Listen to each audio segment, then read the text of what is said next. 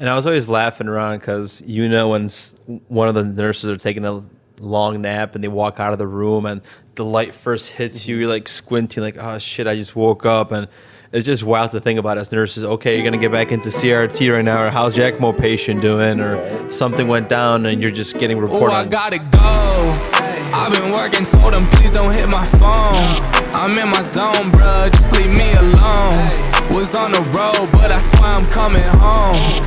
Now the drinks on me, I think we need a toast. See, I did it for me. Now my old friends calling, told them nothing's for free.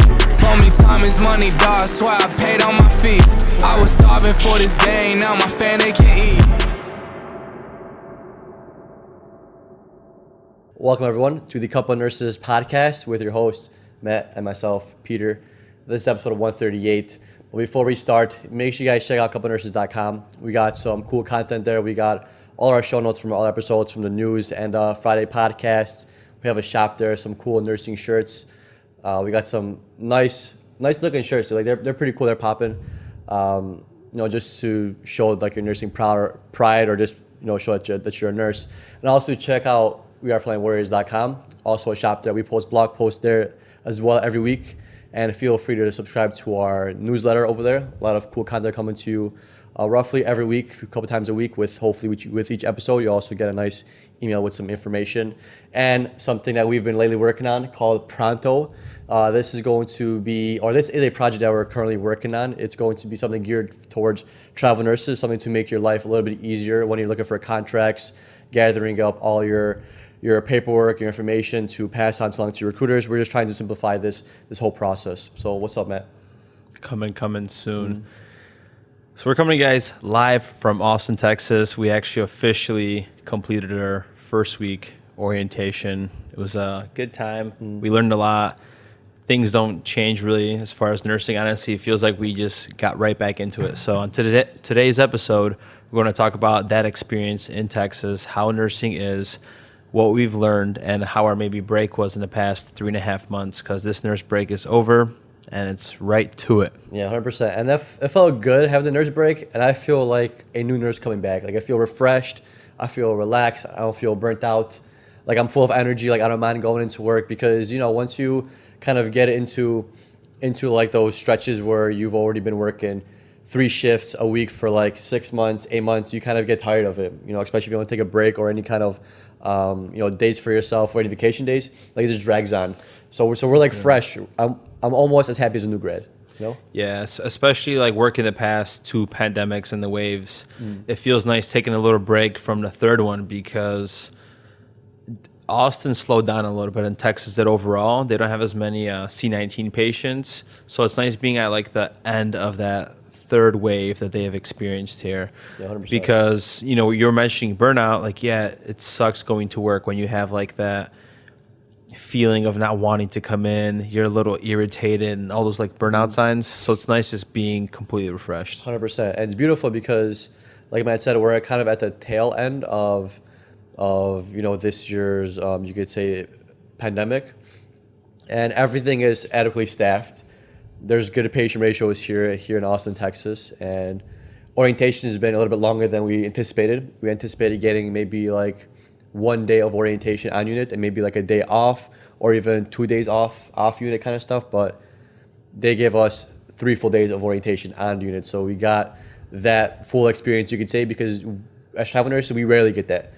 Sometimes we even get a partial shift of orientation on the unit. Sometimes they have you oriented for 8 hours, and then guess what? The rest of the 4 hours, you're taking patients. Yeah. But here, like Matt said, we're at the tail end of the pandemic, you could say, the third wave. And there's travelers there, and there's still good staffing there. So we came at a good time. Yeah, and management is holding on to the nurses because they know it's a little bit slower. And they're actually, they precept us for 3 full days. They have these task nurses.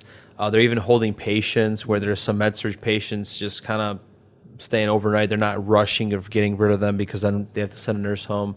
So that's nice, where it's like a calm environment. You could learn a little bit quicker, especially with all this new technology we're going to talk about. So I feel like they're giving their nurses like a little break now, like a little breath. So we're going to keep these travel nurses on still a little bit longer, even though we don't really need them. We're going to keep on just to give you that, breather now that we're actually fully staffed and able to calmly handle things, we'll keep things calm. And then they have us there just in case something were to happen, which is cool. And this is the first time I've been working with FEMA nurses. So usually it's always agency and other travelers as far as RT and nurses. And in this hospital, they still have FEMA contracts. So really? This must have been such a bad wave where like one of those RT guys, he was there for 5 shifts a week. Like he's hustling, man. FEMA doesn't mess around. Are there still FEMA contracts on the unit? They're finishing it up. So see how we kind of signed a contract. So they're transitioning back to just lower paying travelers. Yeah, so before our nursing break, we last did our travel nursing contract in California, and now we're in Austin, Texas. So to kind of talk about the differences between states, in California, we had the luxury of, when we were doing nights, we had the luxury of having up to an hour break sometimes, depending on how staffing was. And that was very nice. Here, we don't have the luxury, and it's more of like you kind of take your 30 minutes, but your coworker or whoever's in your pod is watching your patient, versus how it was in California where we had those nice long breaks, and it was a break nurse that will literally come to you and break you. Here, you have to tell your coworkers, hey, can you watch my patient for half an hour? I'm going to go eat real quick. And then you just eat and you come back. Kind of like that Midwestern style. The buddy system. 100%, which is cool. You get to talk to somebody, your friends, but having that break nurse in California, that was always clutch. Especially in one of the hospitals in Santa Monica, we had this. They like to group up their breaks and lunches, so we got a whole 1 hour lunch. And let me tell you, you take the elevator to the 3rd floor, dial in the code, and there's a room full of recliners. Grab a pillow, grab a blanket. You're getting some shut-eye for an hour. 100%. That made night shift so much easier. Yeah, and I loved getting my break at like 2 o'clock, because when you wake up at 3, you go straight to the labs. So I would do my labs at 3, maybe take me half an hour between the patients. Then I would do my baths, and I'd be literally done with patient care for the most part. You know, unless they shit themselves or something happens in between then, I'm good from like 4:30 till 6:45 when I got to give a report. And I was always laughing around because when one of the nurses are taking a long nap and they walk out of the room and the light first hits you, you're like squinting like, oh shit, I just woke up. And it's just wild to think about as nurses. Okay, you're going to get back into CRT right now, or how's your ECMO patient doing, or something went down and you're just getting a report on this person that was like hypotensive. And it's cool because as a break nurse, that's all that you do. That's your responsibility. And like you still have, I feel like, a buddy, but if something would happen, are they going to come get you? But as far as in Cali, it's the law. Like, hey, that hour is your hour. I ain't coming to get you. I could handle everything. Yeah. And I actually I think I was break nurse, I think once or twice or something like that.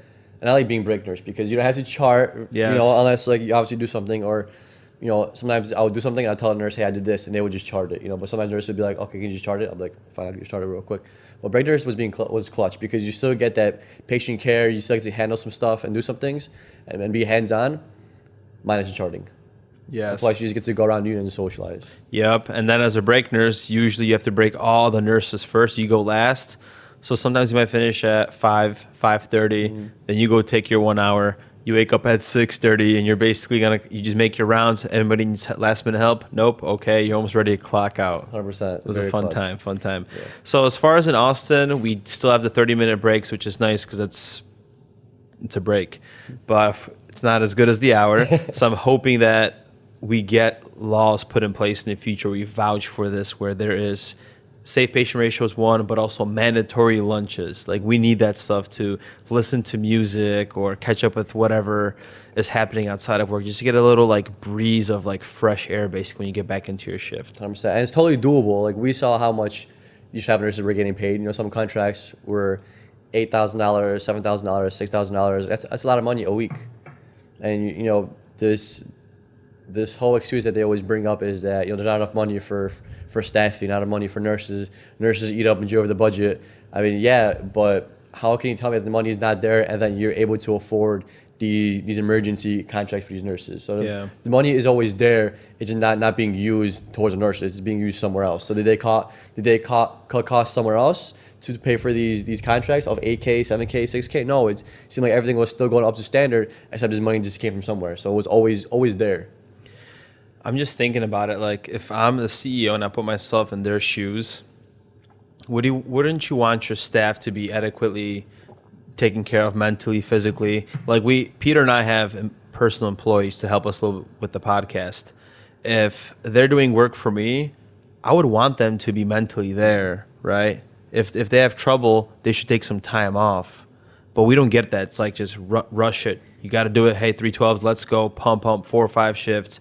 Here's some pizza. Here's some sweets. Yeah. Happy Nurses Week. Couple badges. Keep on rolling, though, you know? Yeah. It's not the way to run. And that's why these hospitals are failing. Exactly. And so that's how it always is. Like, I'm not sure like what has to happen because like travel nurses don't mind it very much because they're travel nurses, so they get paid higher anyways, right? So they're temporarily for the contract, so they don't really have any kind of emotion vested into the hospital or any kind of attachment to the hospital because you're just contracted. The staff nurses are the one that kind of have the short end of the stick because they're there for longevity, and you know if these CEOs or these managers are paying these travel nurses this much money and not taking care of their staff, then long-term wise they're screwing themselves over because those staff positions are going to, or those staff nurses are going to leave those staff positions and they're going to join travel nursing because they get no benefit of being a staff nurse. They might have to just come here and travel. Yeah. Right? I know a handful of nurses that literally left their hospitals and then they came back to the same hospital as a local contracted nurse because they got paid more. I know we're digressing here, but also what's crazy is Code Blue Nurse Meme. He's from Chicago. Northwestern had like a note to all their employees in their unit that they're not going to give references for employees that are seeking travel nursing. Isn't that crazy? So not only are you providing lower pay and a shitty work environment and these nurses want to leave, now you're going to not reference them. When did this become about the hospital? Like you should have the ability to want your employee to do whatever's best in their benefit, not the hospital's benefit. 100%. When did that change? Yeah, and you said like they're screwing them over because they're not raising their pay, and also they're not providing them with the proper work history that we need to get another job. That's so shitty, you know. So it's like it's not discrimination. Yeah, it's just like they're trying their best to keep these costs low because their other option was to raise the staff nurses' pay, or B, let the staff nurses go to travel but still provide a reference, which would, with both choices, would resolve in increase in nursing pay. So they basically shut the door on both. That's some shady shit. Yeah, I agree with you. So the next thing on our travel experience is our delayed start. So ideally, any single time we started a contract, we always kind of had it go our way. We usually started on the same date whenever we decided, hey, to the recruiter, let's go November 1st, whatever it is. This time around, we got kind of some pushback. And this happened because these nurses, you know, they go up on all these platforms and have all these contracts. They got smarter and they accepted a job that's in 1 month, and then in 2 weeks later to find another higher paying job, and they cancel on that hospital and work somewhere else. So what these hospitals did is they decreased the window, and literally we didn't sign our contract till like 2 weeks out. So that was frustrating. And because that happened, we got pushback from ideally starting October 4th to possibly starting the 18th of October to starting the 25th. Yeah. And we already moved out here a week before, and we still didn't work, but things worked themselves out. Yeah, it was kind of shady at the moment, you know, kind of just having to push things back a little further and further and further because then our end date for our contract is going to be later in January than we anticipated. January right? 22nd. Exactly. But it's okay. Our recruiter took care of us. You know, he explained the situation, and, you know, I'm satisfied. Work's been good so far. You know, we got paid and stuff, so we're chilling. Exactly. We got stipends for it, which is a cool thing because it kind of ended up on their end. So we still were able to work on the podcast and everything that we work on while having a stipend. Right. So it actually worked out in our favor because it gave us 2 weeks of more time to just, you know, help build a couple nurses. Like our shop is now up. You know, we got a new theme going on over there. We're able to work on Pronto, which was super fun. We're just able to catch up on work that, you know, we've been trying to play catch up with, which was cool. You just gotta make the best out of your time. You know, your contract could be delayed by 2 weeks or a week as well. You know, what are you gonna just sit there and moan and groan and say, oh, well, now I can't do anything? Well, you know, make the best out of your time. If you have 2 weeks, go explore the city, go explore your neighborhood. If you're traveling somewhere new, you know, go on a hike, go by the lake, depending on where you are. Just like try something out, do something fun because what he's gonna sit at home and do nothing, you know? Exactly.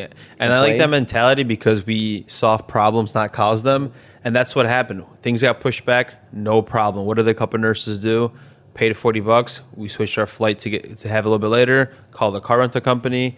Had to get that switched. Called the landlord, or I'm sorry, the house association or we use a landing, and we've rebooked and got the house taken care of. So 100%. And in the meantime, we went to visit a park.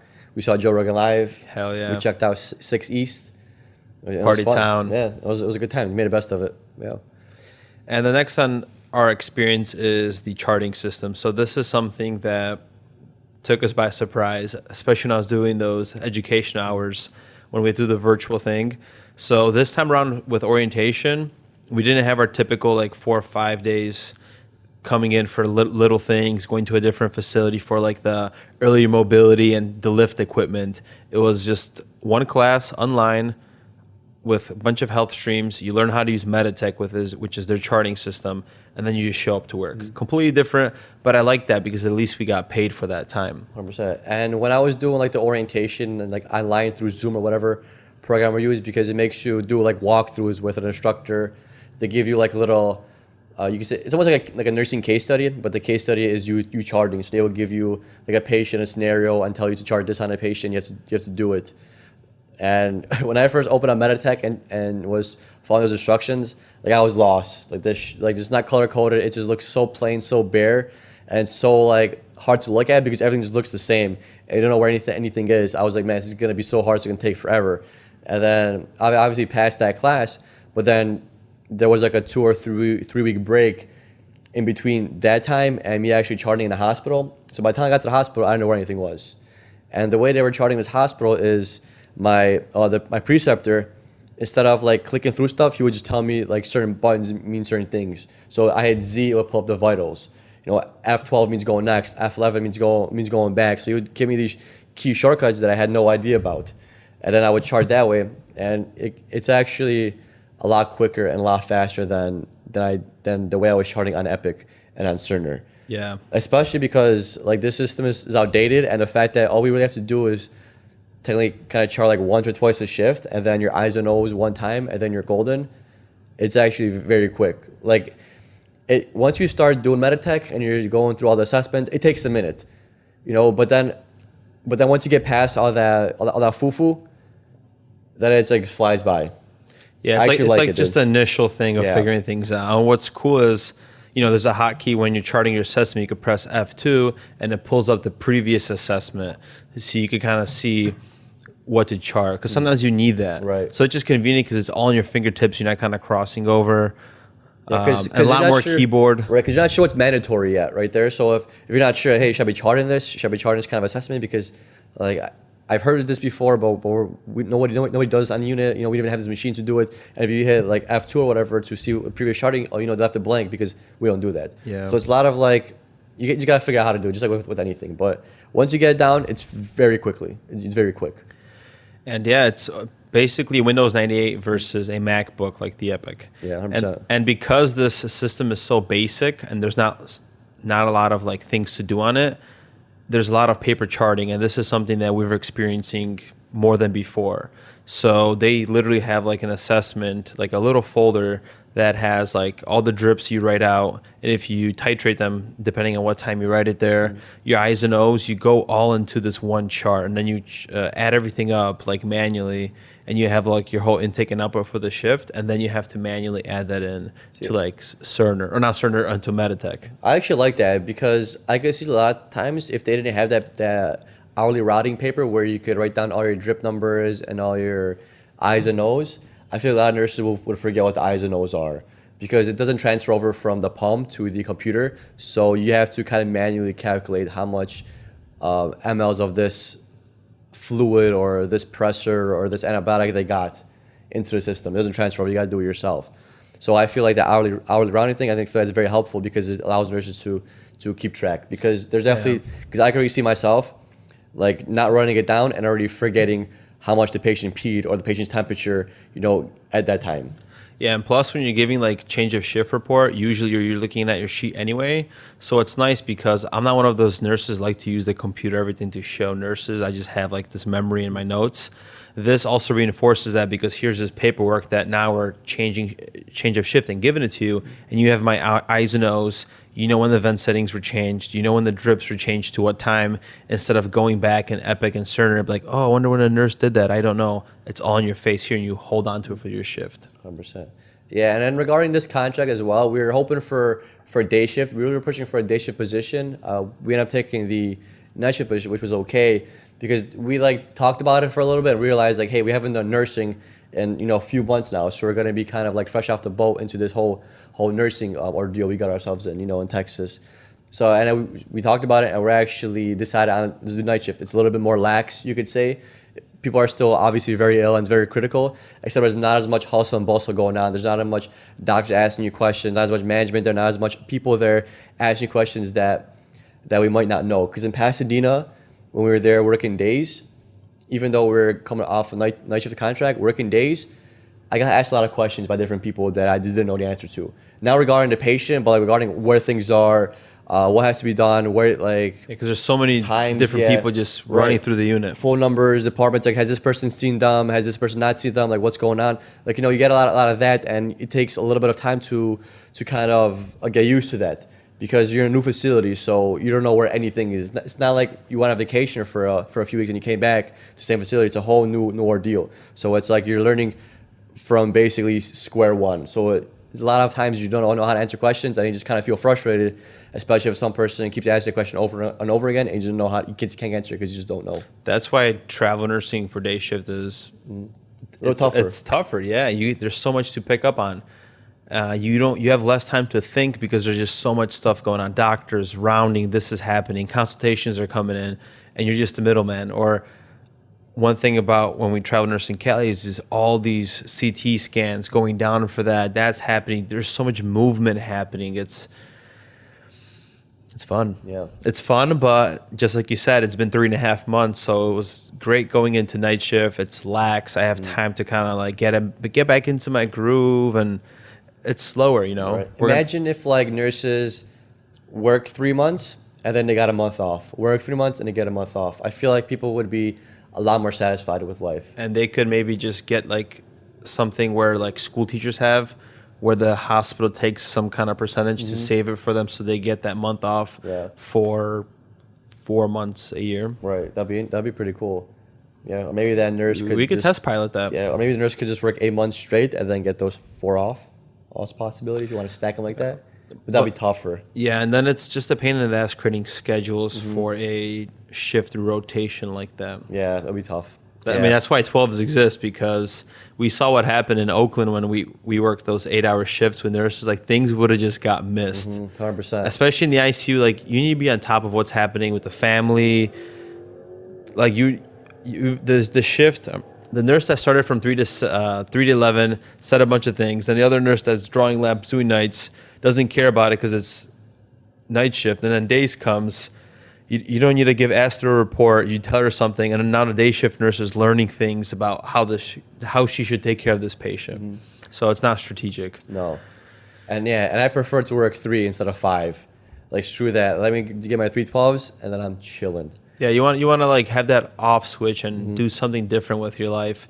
And that's what's so cool about nights is you hear these people why they love working nights. Or one of my preceptors, she said she did management before, days, all that stuff. She was deep into it. And then she left because she just wants her 3 days. She wants to have a different life. Let me just do my thing. Right. It is what it is. It's definitely a hard lifestyle doing nights, but it does have its rewards and some perks. There's for sure people that do nights just because of those rewards and those perks. And if you haven't done night shift, maybe you could try it out. Especially if you think that maybe day shift is a little too busy. Maybe you feel a little overwhelmed. Night shift is definitely a way to go because you can still critically think because there's not as much support there. So it's more of you taking action. It's more of your opinion. Hey, what's going on? You're the primary person compared to days where everyone's kind of there and everyone kind of shares their opinion. So it's pretty cool. And what's nice too is I'm gonna analyze my body, how it's taken nights. So I worked that first week. I noticed how that second day I felt that slap in the face, oh, okay, my body's tired now. So now I'm wondering, as these weeks are gonna progress, how is my body going to feel? Is it still going to get like smacked around working those 3 shifts in a row? Will I be able to bounce back easier versus the other 4 years that I worked as a nurse? Yeah. Yeah, we'll see. We'll see. But what always really works out with these travel nursing contracts, and this is why we always tell people to kind of speak to management, speak to your manager, because a lot of times you hear nurses complain about their schedule. Hey, will I have the ability or the power to choose my own schedule if I do travel nursing because I want to do certain things on certain days? And a lot of people say, you're not going to get a choice or a say in your schedule. But so far, Matt and I, we've been really lucky that each time we've started a contract, we've literally got the same schedule. Maybe like 2 or 3 days out of those 3 months have been off just because of staffing issues, and that's not the worst thing in the world. So, don't be afraid to ask the scheduler or the manager if you can have a specific schedule.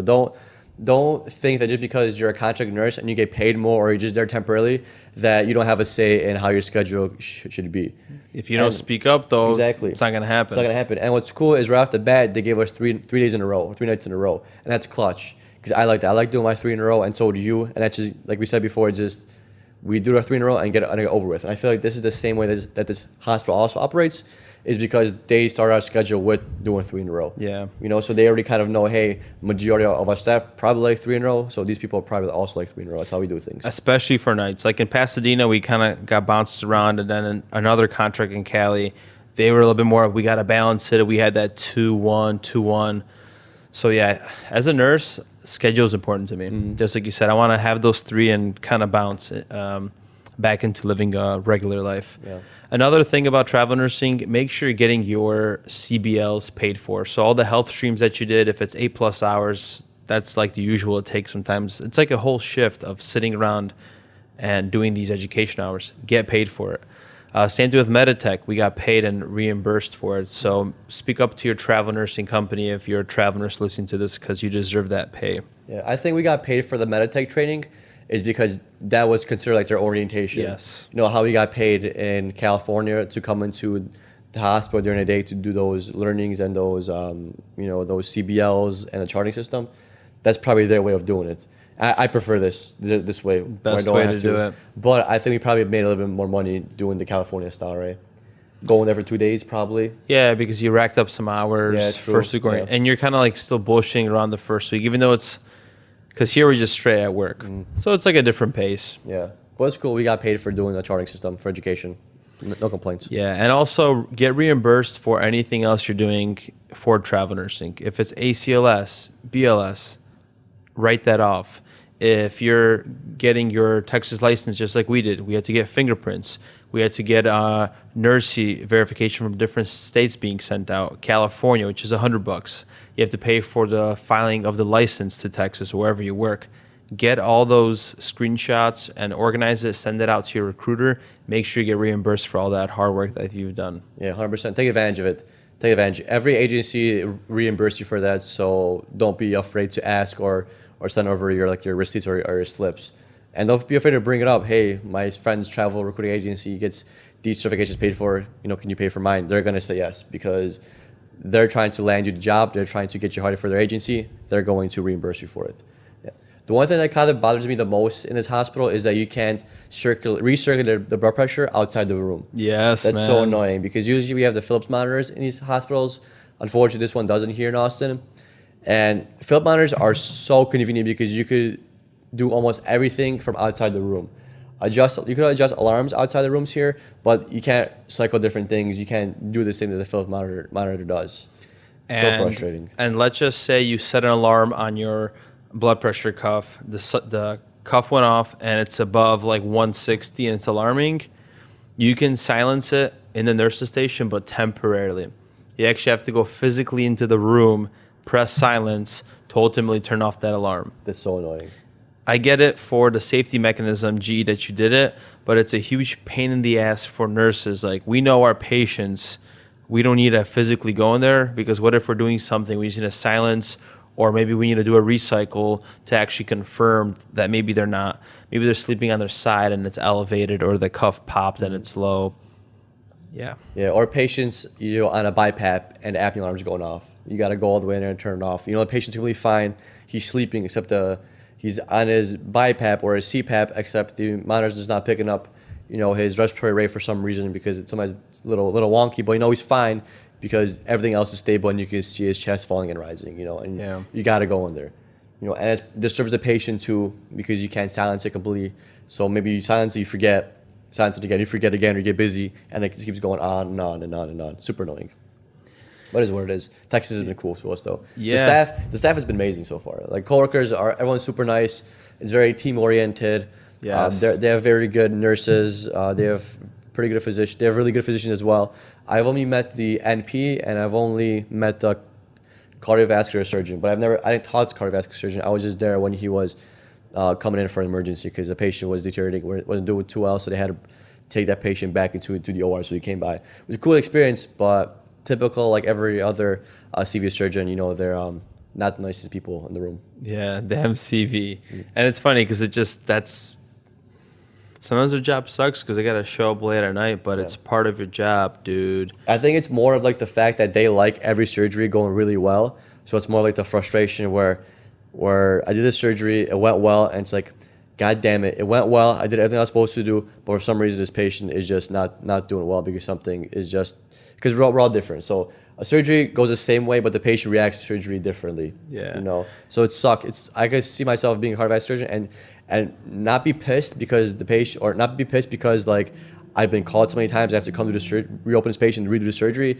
More and so is that I'll feel like I failed. Like I shouldn't have failed. Like this was done all right. Like why is it happening? It shouldn't be happening. Yeah. We're frustrated with that. Or he's doing a surgery and he was supposed to like use that extra stitch. He's like, nah, I think this is good. And then they're calling at night because she's re-bleeding, and it's like, damn it, I should have used that stitch, and that's why he's frustrated or something. But they're all cool. They're smart, very smart people. Yeah, I think we're gonna have a good time in Texas. We're gonna have a quick 3 months. We're working on a bunch of things for you guys, and we're always evolving this podcast and this community, and we're trying to do some awesome things. We're always promoting that we're doing this, and it's taking longer than expected, and it's just exciting seeing everything finally coming into place, and we're building, and we appreciate all these downloads and everyone that listens and stay tuned and re-listens to these episodes. Yeah, 100%. And I'm excited to see what Pronto has in store for us. And that's Pronto, it's spelled Pronto. And the website's going to be prontohealth.com. So it's going to be very exciting when it actually goes live. And hopefully we can make every travel nurse's life a little bit easier and make every travel nurse a little bit happier and grow a community. Because like the hardest thing for a nurse to do with travel nursing is getting started. Yep. Is getting started and basically figuring things out and understanding that your staff job, you were kind of, you could say, babied with your certifications, with everything you had to follow up with because it was all given to you. Here you kind of have to manage it a little bit yourself because now you're the one finding yourself a job every 13 weeks. Every 3 months, you're going to be looking for potentially a new job. So you're going to have to keep your resume updated. You're going to have all your certifications updated, your licenses. They have to be all stored in one area.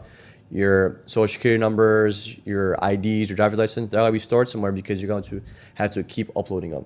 And what we want to provide to everybody that's listening is an experience that allows you to not only find a contract, but also get in touch with a recruiter from multiple agencies, as well as help you keep your profile and your paperwork all in one area. So you don't have to keep looking for it when the time comes. We want to help you do everything that's related to travel nursing just so we can kind of get you traveling quicker and in a much more convenient and easier manner, because starting up a contract definitely sucks. Especially your first one. Right, and it's even harder when you don't have your shit together. So why not just keep all your shit together in one place? We're trying to bridge that gap, revolutionizing the healthcare employment. 100%. Thank you everyone for tuning in to this episode. Hope you guys enjoyed the show, and see you guys in the next one. See ya. Peace.